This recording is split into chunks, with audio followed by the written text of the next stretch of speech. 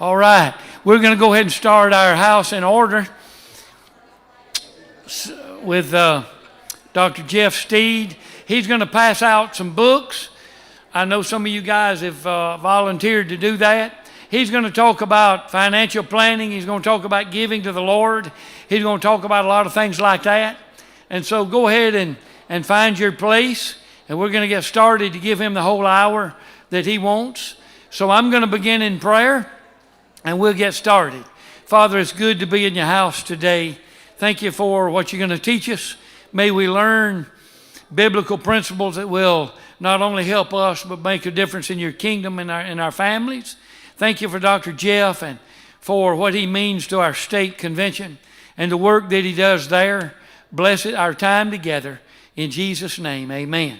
All right, he's going to come. There are others that are coming in. And while they do, y'all will want to be sure and pass out literature to all of them. All right, brother, you come on. We got others coming. Appreciate it. Good morning. Such an honor to be at Louisiana Baptist Church this morning, and been looking forward to being here. Pastor Clark and I scheduled this, I think, about a year ago. And so, again, very honored to be with you. And I know who needs a workbook that doesn't have one yet, that would like one? Anybody? All right. I know those are being passed around. And so... y'all keep those in the back for those that keep coming in, if you would. All right. Well, I tell you what, let's go to the Lord in prayer this morning. God, we're grateful for the honor to be in your house. There's no other place on the planet than we would want to be than in your house today, God. We are grateful. Thank you for the opportunity and the freedom that we have to do that. God, I pray that as we talk through the session material this morning on how to get our house in order, as I prayed earlier this morning, God, I pray that every individual in the room, that it would be beneficial to them and their families and your kingdom, God. I pray that as we have this time together, Father, I just pray you'll bless it, pray you'll be of help. In Jesus' name, amen. So again, honored to be with you today. And again, let me ask one more time. Anybody need a workbook that doesn't have one? All right. There's one, two back there. Thank you so much for the help with the books this morning. So I tell you what, let me, I'm kind of a walker. Let me go and take this out and... All right. So let me introduce my family to you.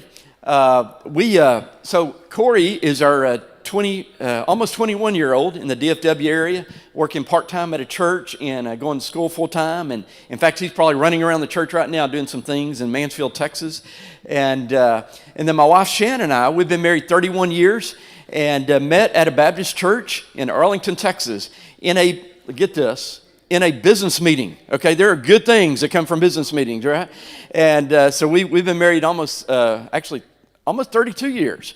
And so we live in Alexandria, which is we live on the outskirts near Boyce, Gardner, Elmer, and out kind of near in the woods. And my kids tell me I live in the boondocks, and we tell my kids we love living in the boondocks. And we love being out in God's nature and trees and so we live out that way. And then, of course, this is a wedding picture, right? So Whitney got married about 3 years ago and to Stephen. And Stephen's a high school soccer coach and teacher in Azle, Texas, a little west of Fort Worth. And then Whitney graduated from DBU last year, Dallas Baptist University, and is a children's minister. And so she's probably teaching right now at this moment in time as well.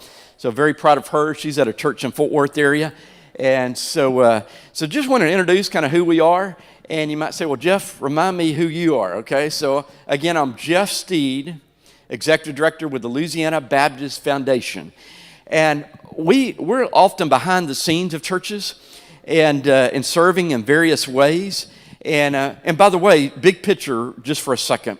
So you have the Louisiana Baptist Convention and Cooperative Program. Thank you for what you do for a cooperative program.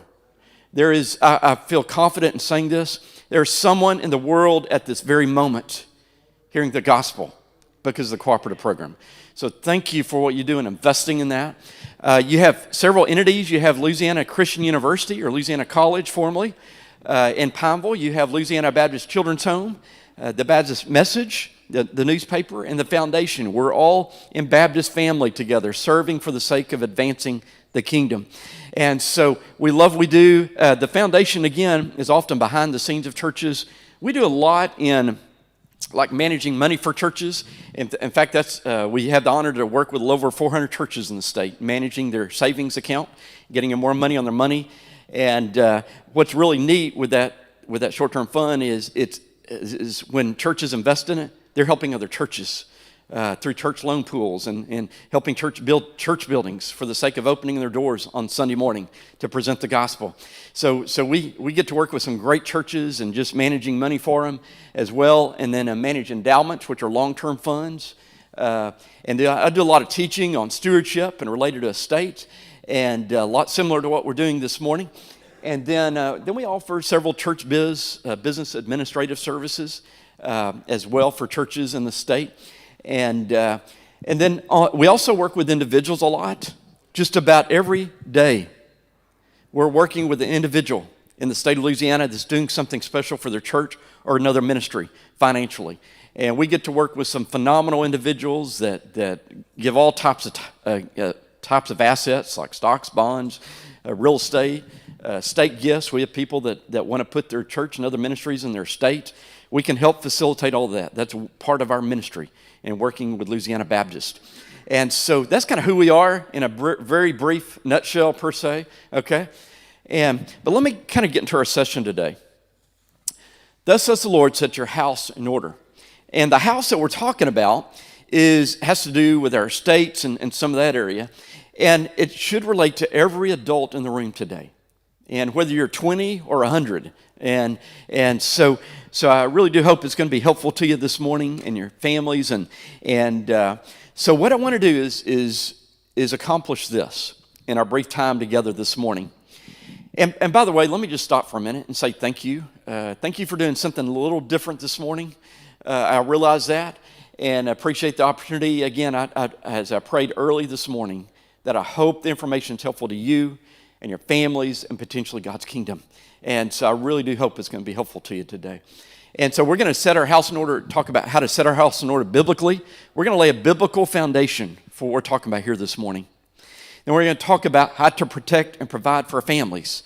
And obviously we're dealing with estates in that arena. And and there's a myth out there. In fact, there's a woman that I just thought about in my mind right now. My mind thinks in case studies, okay? So there's a woman that came up to me a while back, and she said, Jeff, I know why you're at my church today. Yeah, okay. Any more workbooks? If you need another workbook, all right. Thank you for, yeah. So this woman that I was at her church, she said, Jeff, I know where you're at my church, and I'm not sure if I need that. And I said, well, tell me a little bit more. And she said, well, I've told my family everything I want done when I get to go to heaven one day. And I was real nice about it, but I said, in Louisiana, it doesn't matter what you told them. It has to be in writing. It has to be in writing. Otherwise, you leave that up to the state of Louisiana. The state of Louisiana has a backup will. I read it the other day. Not the most exciting reading, okay? But it would probably not accomplish what 99% of us in the room would want to accomplish. Any estate planning attorneys in the room by chance? I was going to ask them to testify to that. But again, it's so important to be good stewards and be on the offense related to what God wants us to do with our estates. How to control the distribution of your assets one day. How to reduce or eliminate taxes. That's a big one for some folks. And then as well, in addition to your family, how to make a tax-deductible gift to your church, favorite ministry, or charity through your estate. So that's where we're heading today, okay? And so what I want to do in the beginning is I want to give you two definitions because I'm going to use these over and over, okay?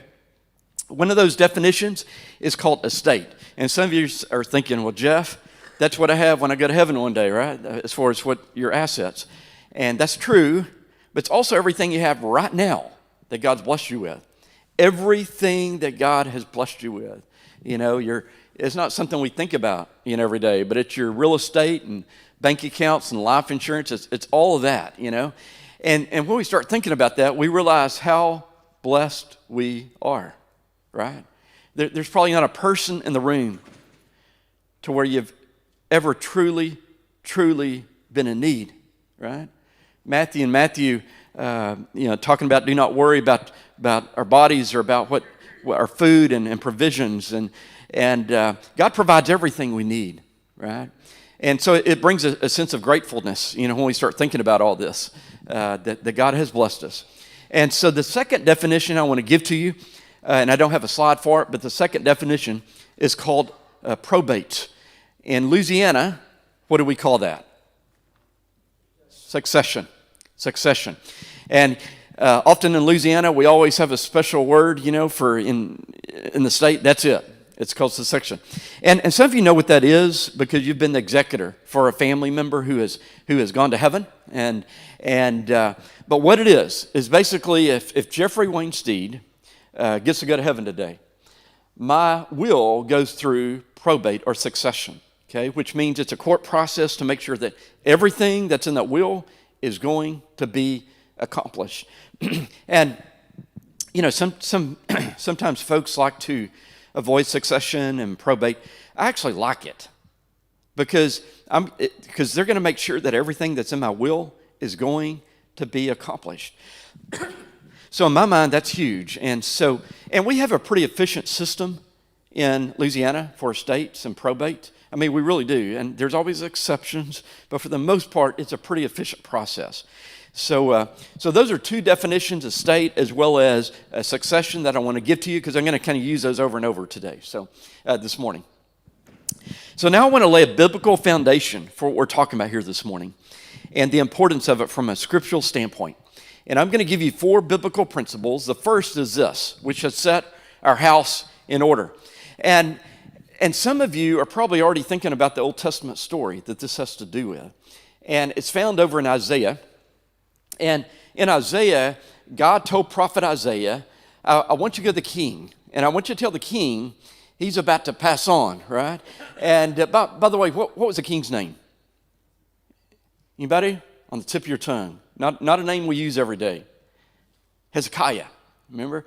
Way back, probably you had that story probably in Sunday school or another venue.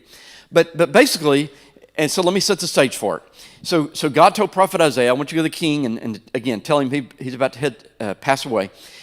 And back then, kings had a lot of power, right? Like a lot of power. Like they could do whatever they wanted to, right, to an individual. And so if I had been Isaiah back in the day, I might be a little hesitant to do that because I don't know how the king's going to react. I mean, think about that. But I feel like I know Isaiah just a little bit from his, as far as his personality and scripture.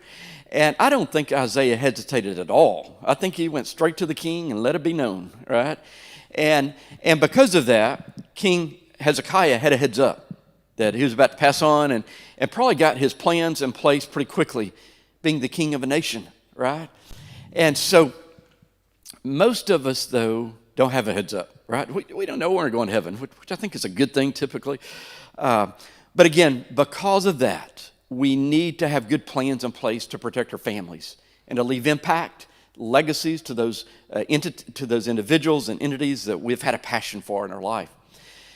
James reminds us over in James 4:14, says, "Yet you do not know what your life will be like tomorrow. Just a vapor that appears for a little while and then vanishes away." We're here short term, right? You've heard the phrase before, we're just passing through, right? I mean, in the grand scheme of all time, that's so true, I like to think of it like this.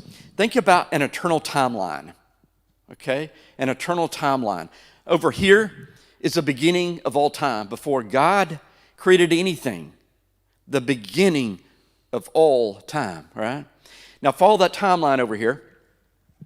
And remember back in math class a few years ago, that sideways 8, remember that? Which is what? Infinity, right? Or I like to think of eternity. So that's the eternal timeline, right? Now your earthly life, my earthly life as well, probably shows up as a little bitty dot on that timeline, our earthly life. If it even shows up, right? And I like to think of it like that again, because again, we are literally just passing through, time as far as our time here on earth. By the way, if you have a bad day tomorrow at work or school, don't worry about it. It's not even going to show up on the timeline, okay? It's really not. in the grand expanse of all time. And but again, we don't know how long we're here, right? Therefore, we need to make sure we've got good plans in place to be good stewards. There is a picture that I wanted to give to you this morning of this house kind of falling in and not good foundation and so forth. This represents 70% of Americans related to their house. 70% of Americans don't have their house in order and don't have wills and that type of thing. And by the way, that doesn't matter your age. That doesn't matter where you live in the nation. That doesn't matter your income level. 70% across the board don't have estate plans in place, which means what in Louisiana? There's that backup default will, okay, that most of us would not want that accomplished with our estates. 30% of you in the room, more than likely, have a will or some type of estate document. And if that's you, I want to encourage you to think about, is it up to date? Does it accomplish everything you want done, right? And so the 70% that don't have one, I just want to encourage you to be good stewards and to get those plans in place, again, to protect your family and literally to be good stewards of what God's blessed you with. Biblical principle number 2, we're to honor God with all that we have, okay? And we'd all agree with that, you know? We're to honor God with all that we have. There is a great verse over in Proverbs 3:9, that talks about this. It says, honor the Lord with your wealth and from the first of all your produce. Now, the first of all your produce, that's dealing with what? Based upon other scriptures, we know that's dealing with the tithe, right? We know the importance of that, giving 10% off the gross to the Lord's work, right, to our church. But the first part of that, I'll be honest with you, I've sometimes forgotten the first part of this verse. It says, honor the Lord with your wealth. Now, remember a while ago that we defined what the word estate was? Theologically, you can plug that in here because it's what you have, right? Honor the Lord with your estate or with your wealth. And that means on a daily basis, right? If we're, those of us in the room, well, all of us in the room, that you know, God has entrusted something to us, our assets, we're managers over it, right? Jeff Steed, I don't own anything, right? I don't even own a penny. What I have is what God has entrusted to me to manage, to be a steward over, right? And that becomes on that daily basis, right? Even daily decisions I make about spending money. And you might say, Jeff, you might be taking that too far, but I don't think so, based upon Proverbs 3:9. Honor the Lord with your estate, with what you have. And so related to our estates, that has to do, obviously, with the now, but also when we get to go to heaven one day, as far as how do we honor him with that estate. I want to give you a quote I came up with a while back, and I'll tell you why I'm making it in just a second. But as believers in the room today, the most significant stewardship decision of your life, of my life, will likely take place through our will. You might say, wait a minute, Jeff, why are you saying that? Well, and by the way, that may be $10, that may be $10 million, whatever it is. It doesn't matter the amount, okay? What matters is that we're good stewards over it. The reason I'm making this quote is because, again, for most of us, the largest personal transfer of wealth will occur when we get to go to heaven one day. And now, I have people tell me once in a while, well, Jeff, I'm going to spend it all in retirement, right? And, you know, I might leave the kids a few bucks, but I'm going to spend it all, right? And you've seen the bumper sticker, right, on the back of the RV on spending my kids' inheritance, right? You've seen that. But I'm just telling you the majority of the time, that's not what happens, where we spend the majority of our assets in retirement. And the reason is this. What's the number one fear in America for those in retirement? The number one fear in America for those in retirement is, that's it, running out of money. So if you're tempted to have that fear once in a while, you are not alone. The majority of retirees in America have that fear, which means what? So what happens is when we retire, we become very conservative with what we have, our budgets, right? And we might have some income coming in from pension or Social Security, or maybe we've got some investments, some CDs or stocks, bonds, whatever, and we're taking the income off of that or the return off of that, right? And we're living off of that. So that principle or corpus that we have is sometimes even growing in retirements, okay? And because we're living off the income. And you might say, Jeff, that doesn't make sense. I know. But because of fear of running out of money, we've become very conservative with what we have. And so for most of us, the largest personal transfer of wealth will occur when we get to go to heaven one day through our wills, which means what? As believers in the room today, the most significant stewardship decision of our entire life will likely take place at that will. That's why it's so important related to, I believe, what we're talking about here this morning and being good stewards of what God has provided to us. Biblical principle number 3, we're to provide for families.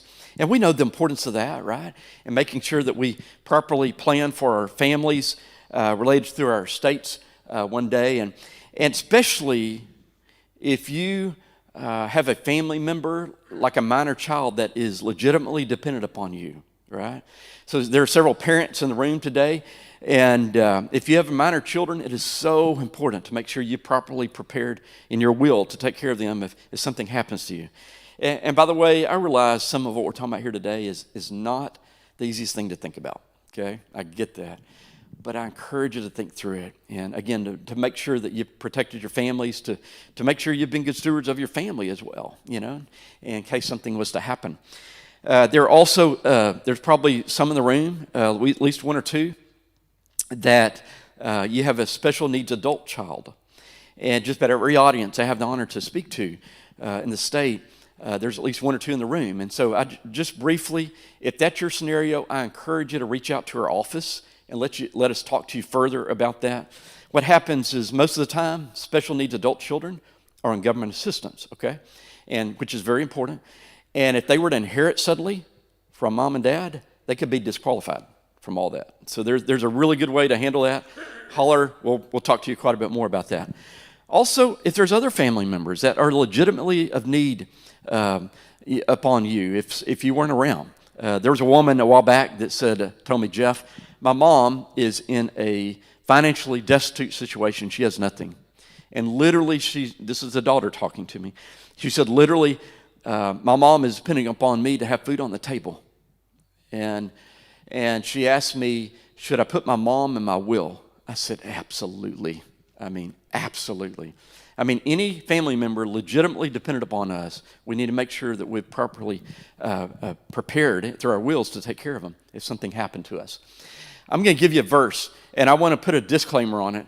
Paul was not talking about estate planning, okay? But I believe generally we can apply it, okay? And it's found over in 1 Timothy. You know that Paul wrote these letters to Timothy, right? Paul was mentoring Timothy in the faith and coaching him in the faith. And so these are the words that basically God gave to Paul to communicate to Timothy through 1 Timothy 5:8 through this letter. But if anyone does not provide for his own, and especially for those of his household, he has denied the faith and is worse than an unbeliever. Pretty strong words from Paul. That was Paul's personality. He came across very strong, right? But again, it just reminds us that from a general standpoint, to make sure that we've properly prepared to protect our families, right? And so the last biblical principle I want to give to you is we're to be generous with the blessings that God gives to us. And we'd all agree with that, You've heard the phrase before, that God often blesses so that what? That's right. We can be a blessing to the people and His church and His kingdom. And there is a great verse that talks about this. I had the honor to preach on this particular verse a while back, 2 Corinthians 9:11. And it says, you'll be enriched in everything for all liberality, which through us is producing thanksgiving to God. Now, let's focus on the first two lines of that, okay? You'll be enriched. What's another word for enriched? Blessed, okay? So you'll be blessed in everything for all. What's another word for liberality? Generosity. Generosity. Let's reread it on those two words. You'll be blessed in everything for all generosity. So that phrase that you've heard over the years, God often blesses so that we can be a blessing to the people, His church, His kingdom, that's actually scriptural. And that's what this is talking about. I believe what it's saying is that basically if we want to be generous to somebody, let's say tomorrow, wherever you're at, it's at church, at school, at work, wherever you're at tomorrow, God may want to use you to be His hands and feet. He left the earth approximately 2,000 years ago, and He left the responsibility to us, right? To show us compassion, to be his hands and feet in our communities. And one of the tools for that is generosity. And God may want to use you to be generous to somebody that's in need. Maybe it's a neighbor you have. But when that occurs, when we say, yes, I want to be generous, we may not know where those resources are coming from, right? It's a step of faith sometimes. When we say, God, I want to be generous, I want to help this neighbor or whoever. But if we want to be generous, I believe God will make the resources happen, right? To make that generosity happen in our life, to help that individual. I believe that's what it's talking about. And this whole idea of estate planning, I was thinking about it a while back in light of generosity, right? And basically when someone gets to go to heaven, again, their will goes through succession. What happens typically, and I'm going to paraphrase for a minute, is that basically all the debts are paid first, okay? All the debts are taken care of first out of the estate. And then what happens if there's any specific property going to people, maybe it's a family farm you're leaving to a son or daughter or whatever, or some rifles or rings or whatever, you have those specific properties going out to those individuals, okay, after all the bills and debts are paid. After that's distributed, what's left is called the residue. It's just what's left, okay? And that's usually given out based on percentages, usually, that add up to 100%. That's usually how a will works, okay? And so basically when we're enjoying heaven and the executor's down here taking care of our will, right? All those assets going out, that's a complete act of generosity, right? There's no strings attached. We're just giving that stuff away, right? To individuals we want to benefit, to ministries, or church and other ministries we want to benefit, right? And that is an act of generosity through our will from that standpoint. So I've talked about 4 different biblical principles, and one of the ones I really want you to remember is all that we're talking about here today has to do with stewardship, related to what God's blessed us with and finishing well. And so now I want to kind of jump into the logistics, like how do you make it happen, okay? And so I'm going to, let me talk about this first. I had, over the years, one of the things that people have told me quite often is Jeff, summarize it for me. What do people typically have, right? Relate to estate plans. And I finally made a slide on it a while back. But these are the 4 documents. Now, if you have a complex situation, there could be more, okay, than this. But these are what probably 95% of the time, this is all people have when they have documents. Number 1 is a last will and testament. Testament means testimony. Our last testimony, yes, Clark? Can we just write it out in Louisiana and leave it with a family member and it be legal? Well, so that's a good question. That's called a holographic will. If you were to write it out, they are legal in Louisiana from my understanding, but I encourage you not to do that.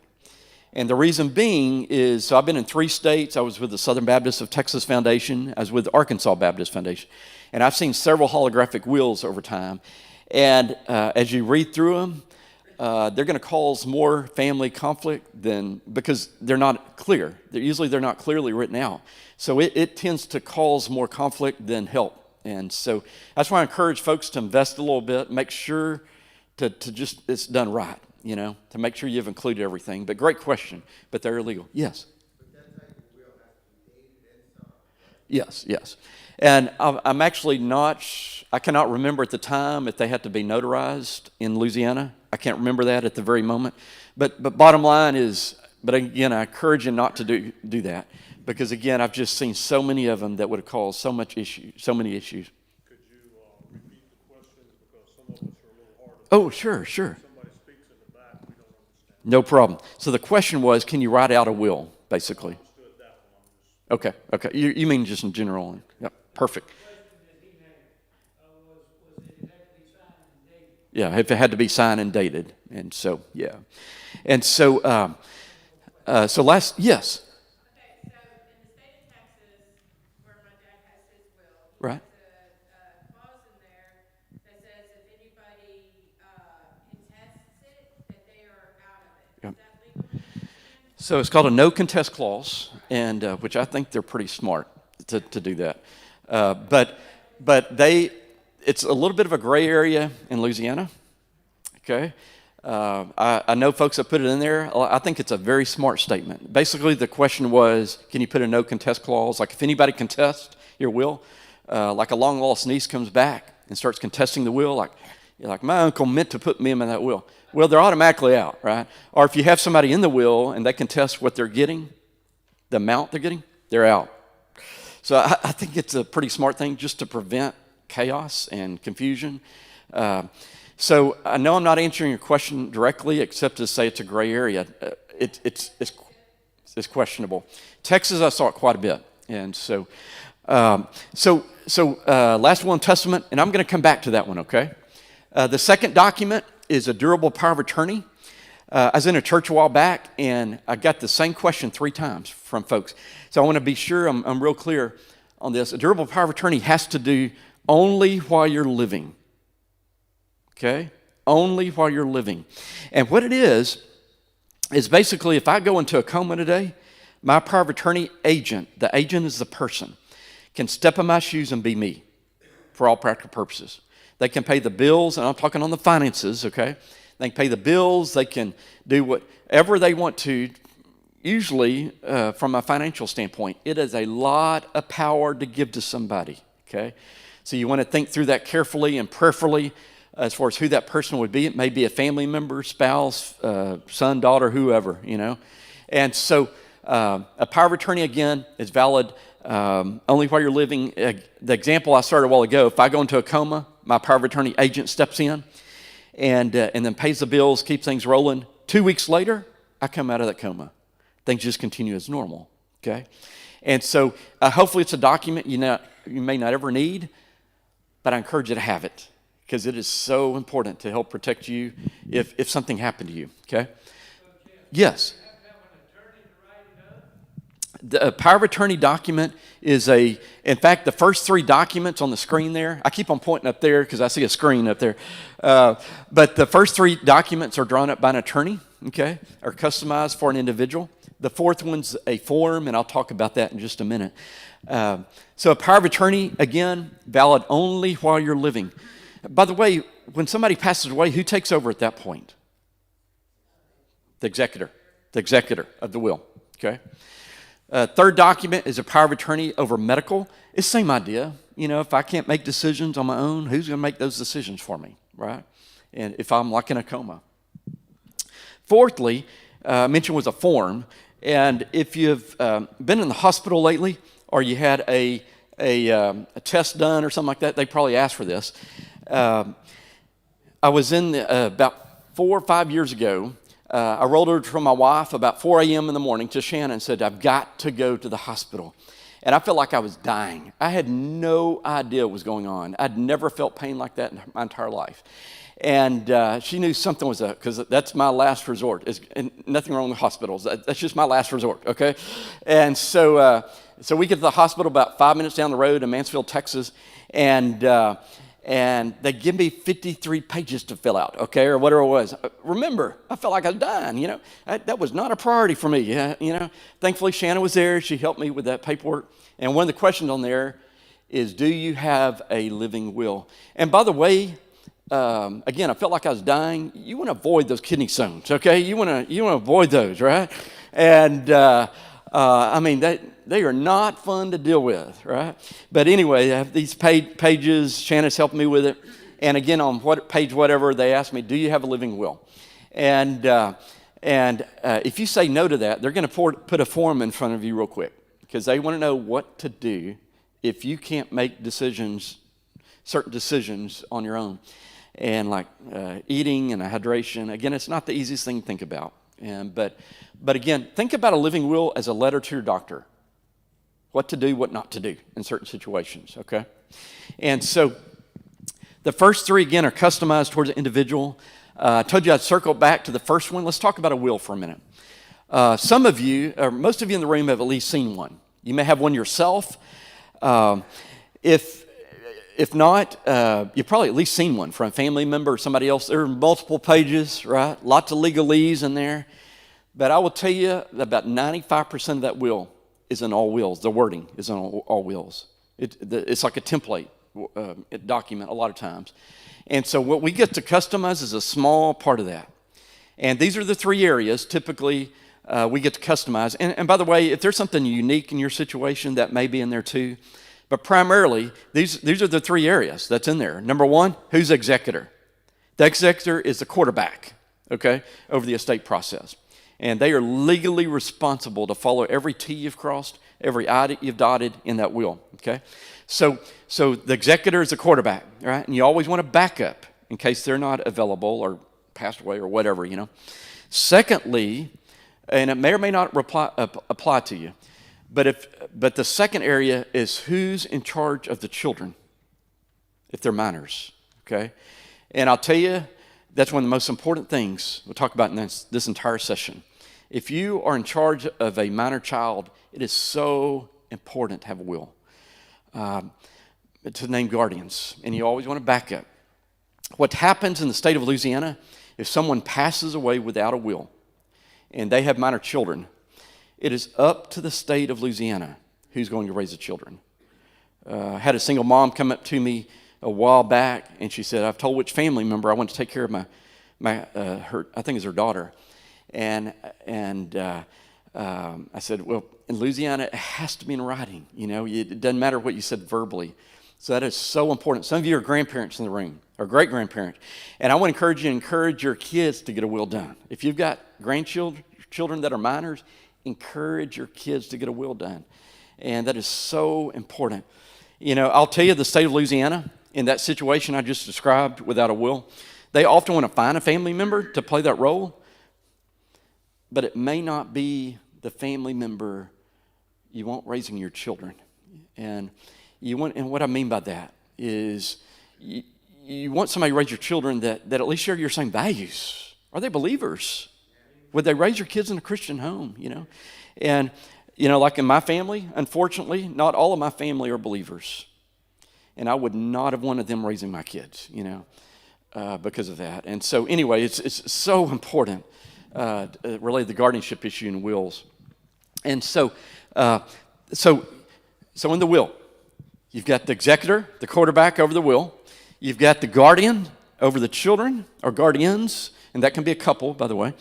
And then thirdly is, and it's kind of the fun part of estate planning, who do you want to help one day? Who do you want to be generous to one day? Who do you want to surprise one day, right? To individuals, to churches, ministries we've had a passion for, right? And so that's kind of the fun part as far as who do you want to benefit, all right? Who do you want to surprise? Maybe someone in the room today, you just want to surprise, right? I'm kidding. I mean, there could be. So let me talk about, so those are the four documents people tend to have, the ones I just had: the will, the power of attorneys valid only while we're living, and the living will, again, a form related to a letter to our doctor. The individuals involved often related to estate. Number one is executor. We've already talked about the executor. The executor is, of course, over the will, right, to follow your will. Secondly, we've talked about the agent. Remember, that has to do with the power of attorney, valid only while we're living, over finances or medical. Usually those are two different documents, a power of attorney over finances and a power of attorney over medical. I've seen some attorneys combine them, but the majority is two different documents.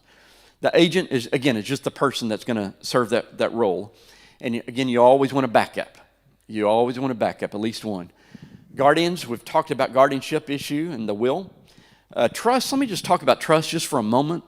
There are lots of trust out there, different types, but the two I just want to briefly mention. One is called, for minor children, it's called a child's trust. If you have a will now, you probably have a couple of sentences in there that says, okay, if I leave anything to anybody below the age of whatever age you wanted to use, 18, 21, 25, 65, whatever, basically that goes into a trust. So let's say you pass away, those funds for that individual go into a trust, right? And the manager, trustee over that, could be their parent, could be whoever.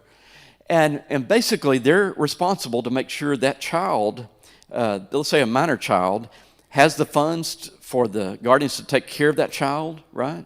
To meet we call it maintenance, but food and clothing and all that type of thing, education, health care, that type of thing, to make sure they're taken care of, right? And then when they get to that age, whatever's left of that trust then goes on out, right, to that child, right?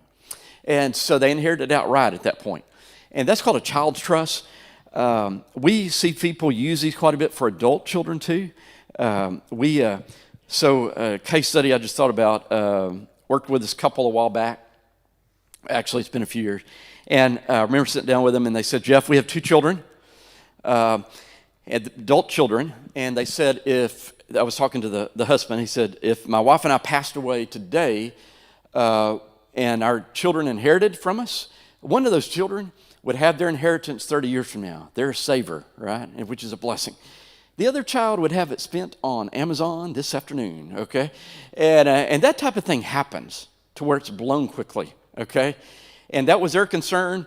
And he said, what he told me was that they had 5 ministries they wanted to help, including their church, and then also, again, their children. And so what we ended up doing is in their will, they have a certain percent. After all the bills and debts are paid, they have a certain percent going out to each child outright, okay? And 10%, 15, whatever it was. And then they had a certain percent going to those ministries they've had a passion for, including their church. And then everything else is going into this child's trust, okay, for their 2 kids. And they decided to use 10 years. So every year, they're going to get some off that trust, right? So if they blow it all the first year, well, they're partially protected by mom and dad because they're going to get some the second and the third and up until 10. And you can use whatever years, but that is a great way to kind of spread it out a little bit to kind of protect children. I've had some folks tell me, well, Jeff, I don't have much. It doesn't matter, if they blow it all. Well, I think it does matter. And the question is not the amount of money, but is that you're leaving, but is the dollar amount that you're leaving to John or Mary or whoever, are they used to dealing with that amount of money? And see, I think that's more the question. And if they're not, and there's a financial maturity level there that may be lacking a little bit, those trusts can be a great way to kind of spread it out, okay? It's called a child's trust. Jared or I can talk to you quite a bit more about that. By the way, on the back of that workbook, I think it's on the bottom right corner, there are 2 names there. One is mine, Jeff Steed. The other is Jared Price. Jared is our attorney at the foundation. And so feel free to reach out. If you've got some specific questions, feel free to reach out to us on that. Yes, Carl? You haven't mentioned the revocable trust yet, but in Mississippi, when my dad passed, he had a revocable trust. We did not have to have an attorney to do anything. He was adamant. Yeah. And he didn't want to lawyer Yeah. get a nickel of his when he died, nor IRS. Yeah. So he did it that way. Yeah.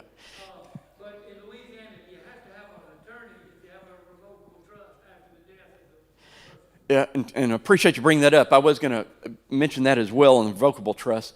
Before I move on to that, though, does that make sense on a child's trust? It can be for any age? Okay. So, again, one of the things I want to encourage you to think about is who's inheriting from you and about their financial maturity level. And if you have some that aren't as good with money, how do you administer that in a good way to where it's not blown, all of a sudden? So, second, and which was mentioned, a revocable living trust. Revocable, all that word means is changeable. You can change it while you're living, okay? And the main purpose of these is to avoid probate or succession. And you might say, well, Jeff, a while ago, you said in Louisiana we have a pretty efficient system for dealing with wills, and we do.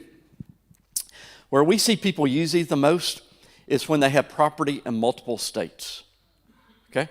So let's say you've got a house here, and then you've got a family farm you inherited in Oklahoma or, some mineral interest in New Mexico or whatever. Every state that you have real estate, it goes through probate. That's where it gets a little messy and cumbersome on the executor and expensive to your estate, because that means just more dollars coming out that you're not going to be able to send off to your beneficiaries. And so where we see people use these, again, is when there's property in multiple states. If everything you have is here in Louisiana, let's say you've got a house in Louisiana and that's it as far as real estate.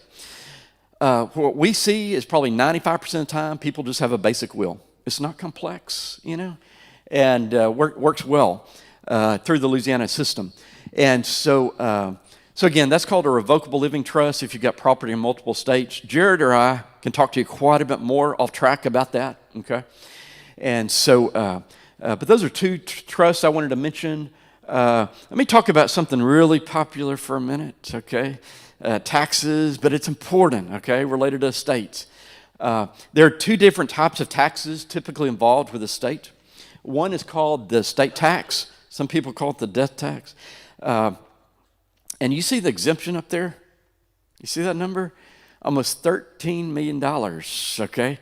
Currently in 2023.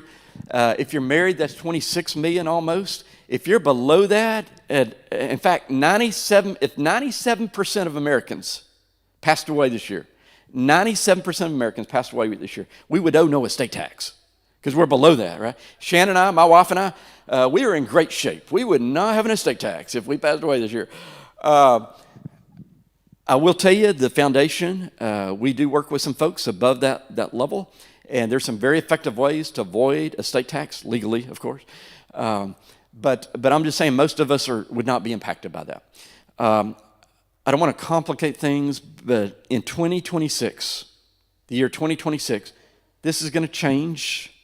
Congress doesn't know what they're going to do. It's not a priority right now for them. And so we don't know what they're going to do. But with any planning, you can only plan on the facts of today, right? And so one of the things I encourage you to do is make sure you got good plans. And if something crazy happened in 2026 with the estate tax, we can always make adjustments, right? Our living. So most of us would not be impacted by our estate tax, but most everybody in the room or our heirs would be impacted by something called IRD tax. Most everybody in the room has a retirement account, right? IRA, and I'm talking traditional, not Roth for a minute. IRAs, if you're a teacher, I think it's a 457. Correct me if I'm wrong, but I think it's a 457 on that type of account that you set up. If you're a minister, it's a 503B. I'm sorry, 403B. If you've been in the corporate world, that's probably a 401K. Whatever initials you want to use. They basically all work the same way. You put money in it, pre-tax. It grows over these years. And when you turn what age, you have to start pulling money out? What age is that? Okay, it used to be 70 and a half. Just until recently. They actually, in the last few months, changed that to 73. So if you're not already pulling money out, 73 is the new magic number, per se. And that's called required minimum distributions. Those that are in that age bracket know exactly what I'm talking about. It's called required minimum distribution. And so all this is, so let's say you were to pass away, okay? And remember way back when you set that account up with your work or with your bank or wherever, you filled out a beneficiary form. Okay, that was a long time ago. Now, one of the things I want to encourage you to do is to periodically make sure that's up to date. Because typically assets like that don't go through the will. They go through the beneficiary form. I had a CPA at a church in North Monroe 3 weeks ago come up to me and said, Jeff, I'm glad you said that. I worked with a client, and they had a certain family member on a beneficiary form they had filled out like years before, to be honest with you, is a previous spouse. They were no longer married. And the previous spouse inherited from this individual every part of that retirement account. So it's good to make sure it's up to date, okay? And so I encourage people every January to pull out their wills, okay, out of the safe. I know it's exciting reading, but at least glance through it. Is it up to date? And then make sure your beneficiary forms are up to date, okay? And so if I pass away today, basically my retirement account, it's a 403B as a minister, where it's at is they would, like my heirs that are benefiting from that, they're going to go to that company, that organization, and say, we want to pull some money out. And they'll have some options. But whatever they pull out, they owe tax on. The government doesn't forget it's tax deferred all these years, right? And so I was working with a couple a few years ago, and as husband and wife, and they said, Jeff, we have certain assets, we've got house and all this, we've got some retirement accounts, right? And they said, Jeff, we want to benefit our daughter in a significant way through our estate, but also there's some ministries we want to benefit, including our church. And he said, and by the way, Jeff, we want to owe zero tax to our estate. We want our daughter to owe zero tax. We don't want a penny of tax. Okay, that's what he told me. And so what we ended up doing is the retirement accounts they have, who are the beneficiaries of those? It's the ministries. Why? They're tax exempt. Ministries don't pay a penny of tax. Hopefully that never changes. But at this moment in time, ministries don't pay any tax, right, related to income tax, revenue tax. And so they left those retirement accounts to those ministries. Everything else, the house, everything else is going to the daughter. And they're below that 26 million number. And so unless Congress does something really weird in the next few years, they've erased any tax. Totally. Yes. On the backing up of the estate tax, what's the Louisiana exemption? So good question. The question was about the Louisiana estate tax exemption. Currently, from my understanding, Louisiana does not have an estate tax. Okay, that can change tomorrow, right? But I'm saying at this moment in time, there's no estate tax, and so only federal. So I look at it like this: when you and I get to go to heaven one day, there's only 3 buckets we can give to. 3 buckets. Bucket number 1 are individuals. We can give away to any individual we want to. Family members, friends, whoever. We have the privilege to do that. Second bucket are what we call charities or nonprofits, like our church and other ministries. Okay, we have the honor to do that. Third, what's the third bucket? The church and ministry. Well, that's the second bucket. Churches and ministries, we have the opportunity and privilege to give to. What's that third bucket? That's right. Government tax. Government tax. So one of the things that I want to encourage you to do, whether you have estate plan done or not, is how do you minimize the government tax, unless you think that's a good thing, okay? And then how do you maximize what your family as well as the kingdom's receiving? And so there's some really effective ways to do that. These retirement accounts can be a very effective way to do that as well. And so because of, again, saving the tax money, because again, the church doesn't owe tax when it receives one of these retirement accounts. And so that's a huge thing. So one of the... So Jeff, you're saying if I leave it to the church, my family won't get it, but just the church will get it. on the retirement account, right, or whatever it is. But we encourage folks to at least tithe their estate, to leave at least 10% of your estate to the ministry in some way, your church or other ministry. And that can be a really effective way to do that because, again, you're removing the tax component using those retirement accounts. It's pretty powerful, actually. And Jared and I can talk to you quite a bit more about that, but that's a very powerful way that we can give. So again, when you're thinking about, yes? If you have a combination of traditional and a raw, if you were to take in different accounts, you would normally take the traditional, give that to the ministry, and then the raw you give to your kids. Exactly. That way it's Yeah, exactly. Definitely. So definitely the traditional accounts, traditional retirement accounts, again, those are the ones with all that tax built up, right? And when those accounts go out to a nonprofit like your church or other ministries, there's no tax, right? And then the Roths are a different animal altogether, but they don't have all that tax built up in them. So definitely those could easily go to the kids or whoever. It's a great observation. So again, when we're thinking about our wills and, of course, who's executor, who's guardians of the kids, and who do we want to benefit, we get to think about, again, who do we want to be generous to? Our family, certain family members we want to be generous to. On others, had a lady, this was several years ago, she said, Jeff, I've had this neighbor for 41 years, and this neighbor has helped me through some pretty tough stuff in life. And she said, I want this neighbor to benefit. I said, absolutely. That's part of our privilege, right? And having a will is we get to state in there who we want to benefit. On our church, we know the importance of our local church and just the impact, right, that it has in the community over the years and decades for the sake of advancing the kingdom. And then other ministries, or maybe other ministries you've had a passion for, as well. And so again, that's part of our privilege in having a will. I want to ask you a question. So what's the average amount of time in America that it takes for every penny of inheritance to be spent by an individual? Okay? It doesn't matter whether it's $10 or $10 million.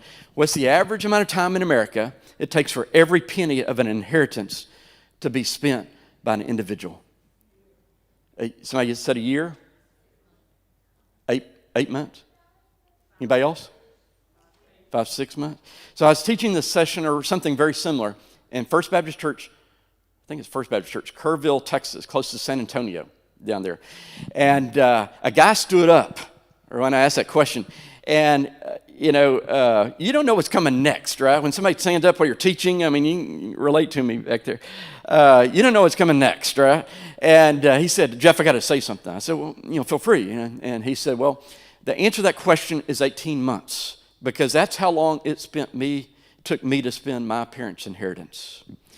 And then literally, I put up the next slide. It's 18 months. It's a year and a half.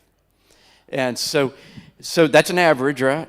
And you probably know where I'm going with this, but what if you could leave part of your estate that would have a perpetual, forever impact on the kingdom of God, right? Through our churches and other ministries, And again, part of what we do is encourage folks to leave at least 10% of their estate to ministry, your church, whoever, and as far as to advance the kingdom. Part of what your foundation can do for you to add value to you is we can help you get documents done, okay? 95% of the time, all people need is a basic will, basic documents. It's not complex, and it's free. It's free through the Louisiana Baptist Foundation. We take care of it in our budget. Our only requirement, though, is that an individual is leaving at least 10% to the kingdom. It could be your church, whatever it is. We're neutral on that, as long as it's benefiting the kingdom. And so, again, that's a way to maybe save you some dollars as far as getting it done. Otherwise, again, it's free. If it's complex, we have a different process for that. And Jared or I can talk to you quite a bit more about that. But again, 95% of the time, people just need a basic will. It's not complex. And so again, free through the foundation when someone is at least tithing their estate. Because of time, I'm going to wrap up pretty quickly here. Let me say one thing really quickly, because I've had several people give me feedback over the years saying, Jeff, you need to mention this. Remember back on those retirement accounts, like IRAs? Let's talk about IRAs just for a minute. I had a lady a while back tell me, Jeff, I'm kind of upset with the government. They just turned that magic age, when they have to start pulling those required minimum distributions out of their IRA. And she said, I'm upset. What can I do? I don't want to pay tax. Because as you pull money out, you have tax on it, right? All those traditional IRA accounts. And I said, well, okay, so what are you giving to churches and ministries every year? And she gave me that dollar amount, ballpark. And I said, what's the IRS wanting you to take out of your IRA this year? It happened to be about the same amount. So I said, change the buckets that you're giving. Instead of giving out of your checking account and writing a check, give out of your IRA. And Congress permanently approved this, 2015, to where we can do this, if you're at least 70 and a half. Now, that's a different age, I know, than the 73, but anyway, if you're at least 70 and a half, you can pull money out of your IRA, traditional, for your church and other ministries. And you might say, why would somebody do that? Well, normally you pay tax on what you pull out of that IRA, right? But when you have your IRA custodian, whoever has the account, give that amount to your church, it bypasses the tax. Okay, there's no tax deduction, but most people are itemizing anyway. But that is a way literally to save some tax money, okay? If you want to talk more on that, it's pretty easy to do. I'll be honest with you. It's very simple to do usually. And holler at Jared or I if we can help you with that. That's a pretty easy thing and can save you quite a bit of tax money. Yes? What you're saying, if we want to do a will, we can call y'all. As long as it's 10% of it or more is going to go to the ministry, you can help us through it. Exactly. On the will scenario, exactly. So we have the honor just about every day. We're working with some Louisiana Baptists that's doing that. So we're grateful to do that. Get to work with some great folks around Louisiana. And so as far as kind of finishing up, let me go right over here. So when you and I get to go to heaven one day, again, there's only 3 buckets, right, we can get to. Bucket number 1, individuals, right? Bucket number 2 is churches and ministries. Bucket number 3 is that government tax, right? So again, I want to encourage you, whether you have estate plan done or not at this point in time, how do you minimize the tax? Again, unless you think that's a good thing. And how do you maximize what your family as well as the kingdom's receiving, right? And so I have the honor to often be teaching in churches. And there are a couple of folks that could help me with a handout real quick here. I appreciate it. There's one stack there. Thanks so much. Here's another stack right here. Appreciate your help. So I have the honor to often be teaching in churches, and I love to do it. And this is an evaluation form, okay? So if you can evaluate the presentation, if I didn't say something or address something that you would have liked to have heard, please write that on there. Helps me better for other presentations. By the way, this morning early, I actually made 2 more adjustments to this presentation. So I mean, those evaluation forms are important, and to make sure we address things appropriately. There's also a place on there if you want more information, okay, with wills, with guardianship for children, trust. Some people just write in a question. That gray box in the middle, feel free to check any boxes, feel free to write in a question. And I'll tell you, Louisiana Baptist Foundation, we keep that information very private, very confidential, okay? And so if there's something that we can provide to you, please let us know, an email or phone number, just some way to reach out to you, okay? And so I'm just going to pause for like 2 minutes, if that's okay. Yeah, 2 minutes, and then I'll close this out in prayer, okay? So if y'all can help us with those forms. Anybody need a pen? Anybody need a pen? Okay. So I'm just going to pause for 2 minutes, and I'll close this out in prayer in just a moment, if you can help us with that.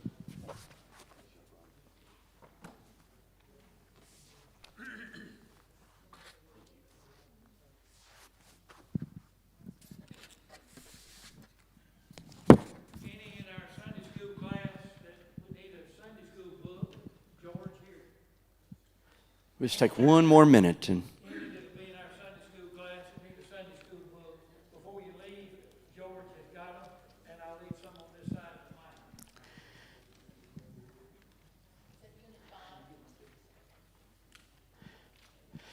we'll have a few more minutes between now and the worship time. And if you can do me a big favor, though, y'all see back there on the back row, that chair on the left? If you can put these upside down back there, that'll help us a lot. But if you can put it face down, I realize there may be some private information on there. So if you can put it face down back there, that'll help us a lot. But feel free, again, you've got a few more minutes now in the worship service to complete those. And thank you for doing that.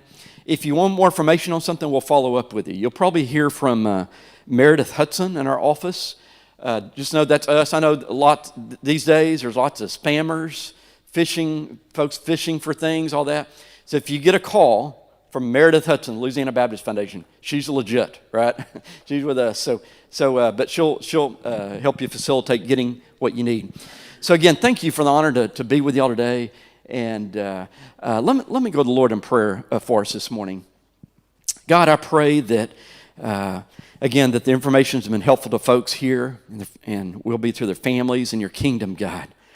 God, I pray that as the second worship service starts in a little bit, God, I just pray that everything that's done, every word that's sung, every word that is preached in the Lord's Supper, God, I just pray that all of it would be pleasing to your ears.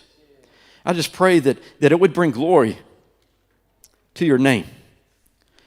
God, I thank you so much for New Zion and the impact in this community on a daily basis, God. I just pray for Pastor Clark and other leadership here at the church. God, I just pray that you'll work through them. I pray you'll give them wisdom. I pray you'll give this church family the motivation and inspiration again to reach this community with your gospel, Lord, to advance again your kingdom in all they do.